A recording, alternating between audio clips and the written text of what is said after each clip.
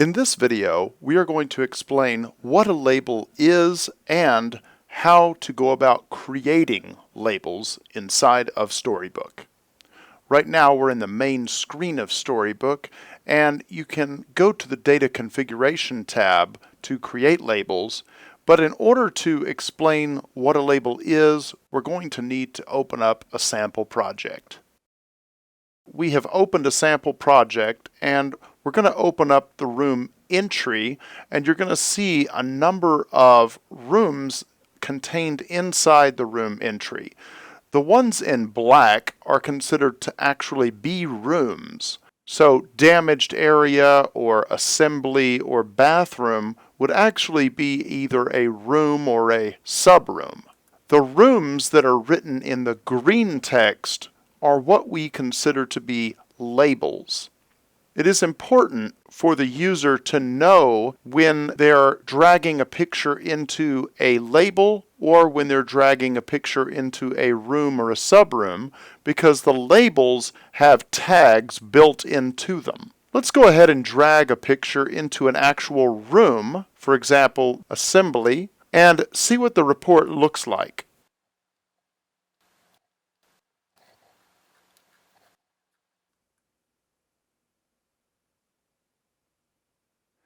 Now you can see here it says entry-assembly.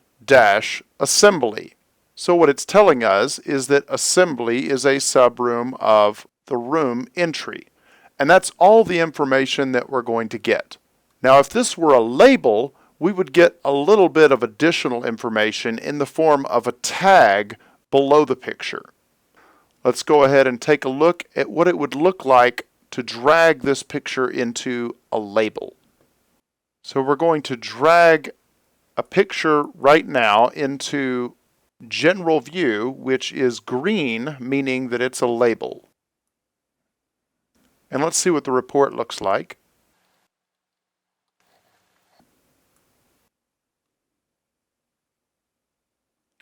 And you can see here that entry general view is a label, and it has a tag already placed below the picture that the user did not have to manually tag or type in.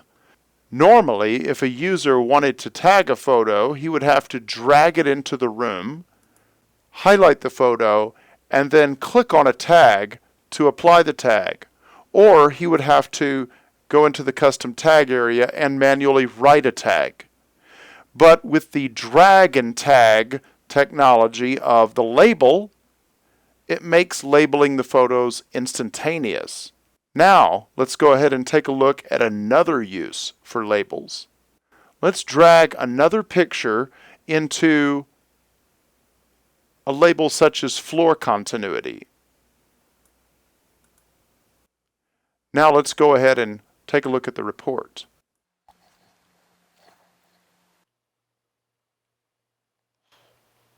Entry, floor continuity. This picture shows that the flooring is continuous into other rooms. Now it looks very similar to the last photo that we dragged in to a label. Let's go ahead and go up here to what we call the damage summary. It's also created an entry for us in the damage summary.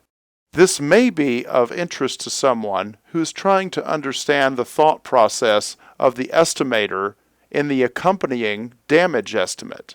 So now that you understand how to identify labels inside of the preset and their function, let's go ahead and take a look at how they are created. To do that, we're going to go into the Data Configuration tab, and we're going to go to the Labels tab. Let's take a look at some existing labels. There's a header here called Exterior, and it has a lot of general views of the exterior as labels.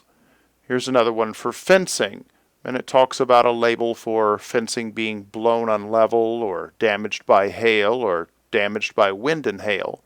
So you can see that the labels that we have pre-populated into the software are organized in a hierarchy with headers such as exterior, fencing, interior, etc.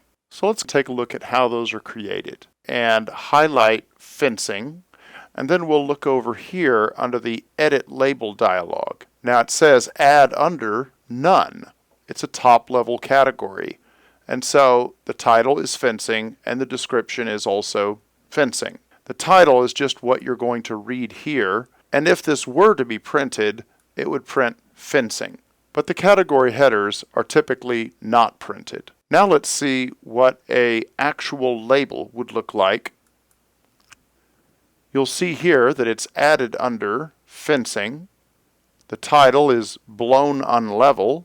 The titles are typically kept very short because we want to give the user enough information to where they know what it is, but not so much information that it takes up the whole page or it creates an issue with them having to read long sentences. We want it to be something that the user can see at a glance and click on without having to read sentences or paragraphs. So you want to try and keep your titles as short as possible, but descriptive enough to where you can remember what it's about. Now let's take a look at the description. The force of wind appears to have loosened the vertical supports of the fencing that are anchored into the ground. And then over here in the summary description, it says the same exact thing. Now, sometimes it's appropriate to have the same description and summary description, and sometimes we use something different in the description, such as this is a picture of fencing that has been blown unlevel. And then down here in the summary description, you wouldn't want to reference a picture because this is actually what gets printed into the damage summary. And so it would be important not to reference a picture that the viewer wouldn't be looking at. It just wouldn't be appropriate. Now let's take a look at how this might get printed into the report. Let's change the description for fencing. This is a picture of the fencing that has been blown over by wind. Now, that would not be appropriate to have in the damage summary because the viewer would not be looking at a picture at that point in the report. So we would want to have something appropriate such as the force of wind appears to have loosened the vertical supports of the fencing that are anchored into the ground. That's something worth reading in the damage summary. Let's go ahead and update this label, and why don't we create another label while we're here? Let's make it about fencing. So we're going to choose fencing and we're going to create a title. We'll call it car damage.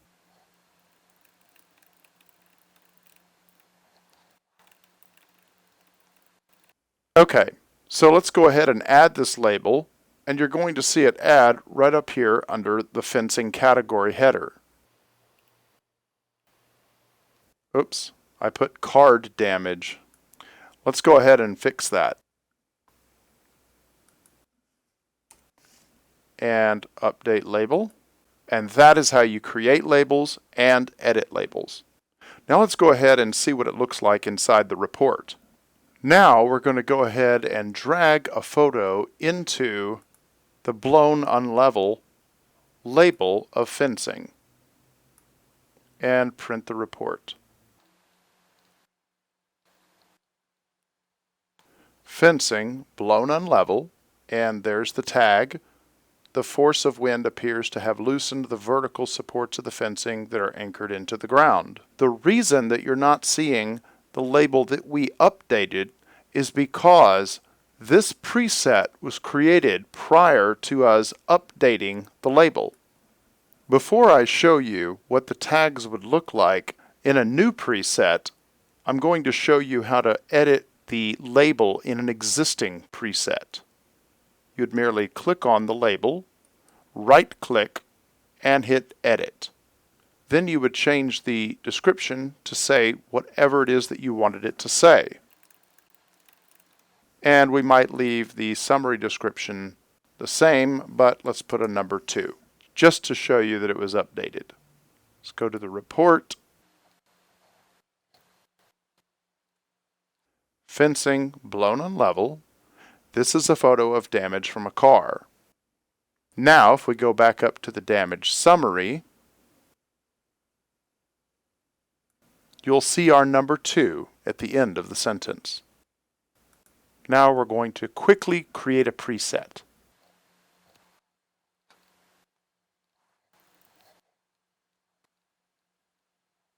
We're going to add the blown unlevel and the car damage labels, and we're going to save and exit.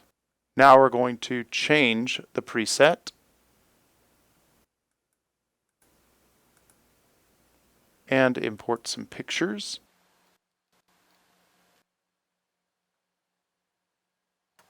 And now that we've imported our pictures, we're going to drag a photo into each one of them. And we're going to print the report. You can use your control key along with your mouse wheel to resize the PDF file. And you'll notice that the damage summary states exactly what we had updated the labels to be. And underneath the pictures, it also shows the appropriate text. The last thing that we have to show you with regard to creation of labels is how to create the headers. Let's go ahead and create one called basement.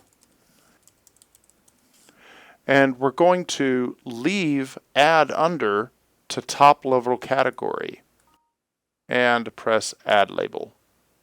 And you will see that basement is up here at the very top, ready for tags to be placed underneath it. So if you wanted to place a new tag, then you would find basement on the drop-down list and hit add label. It's also worth noting that when you're creating the labels, if you do not think that the label tag is appropriate to be printed inside of the damage summary, then you can just leave the summary description blank and nothing will be printed on the damage summary in response to your label. And that is pretty much all there is to creating and utilizing labels inside of Storybook.